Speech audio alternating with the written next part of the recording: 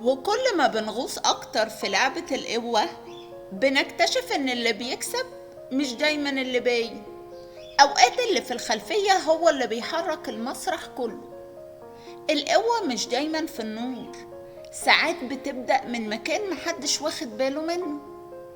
أهلا وسهلا بيكو، معاكو نهلة فؤاد، وانت بتتفرج على برنامج خلاصة في 5، البرنامج اللي بنلخص فيه أهم وأقوى الأفكار في 5 دقايق وبس. ويلا بينا بقى نكمل قوانين القوة اللي بدأناها مع بعض من كام حلقة كده.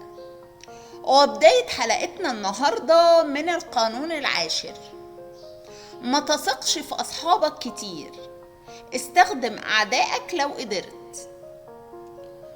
كان في مدير كل اعتماده على أصحابه المقربين، بيشاركهم كل حاجة. أوقات كتير كانوا بيسربوا أفكاره من غير قصد، لكن لما اشتغل مع حد كان مختلف عنه لقاه بينفذ الشغل بإتقان أكتر، لأنه عايز يثبت نفسه.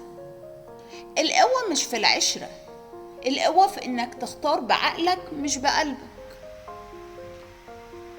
القانون 11: علم الناس يعتمدوا عليك.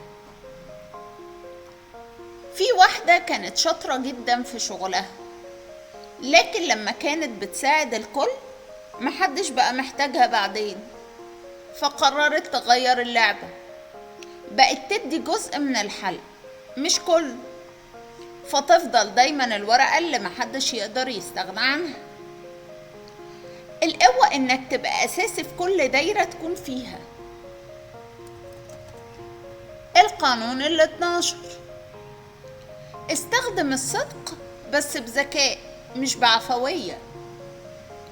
في مرة واحد دخل اجتماع وقال كل اللي في قلبه بصراحة، الناس احترمته بس خافوا منه. وفي واحد تاني كان صادق برضه، بس اختار امتى يقول الحقيقة وازاي يقدمها، فكسب ثقة الناس من غير ما يعري نفسه. القوة مش في انك تقول كل الحقيقة، القوة في انك تعرف قد ايه منها يكفي. في النهاية في لعبة القوة الصراحة سلاح، بس اللي يعرف يستخدمه صح هو اللي بيعيش أطول. القوة مش في إنك تبان، القوة في إنك تبقى دايما موجود في الصورة حتى لو في الخلفية.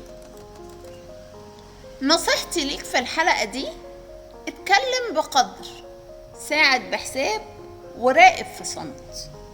القوة مش في إنك تبهر الناس، القوة في إنك تفهمهم من غير ما يقولوا كلمة. أنا نهلة فؤاد، ودي كانت خلاصة النهاردة. لو عجبتك الحلقة ما تنساش تعمل لايك وتشترك في القناة عشان تكمل معانا الرحلة. وافتكر دايما شعارنا: أفكار مركزة في وقت محدود. أشوفكم الحلقة الجاية.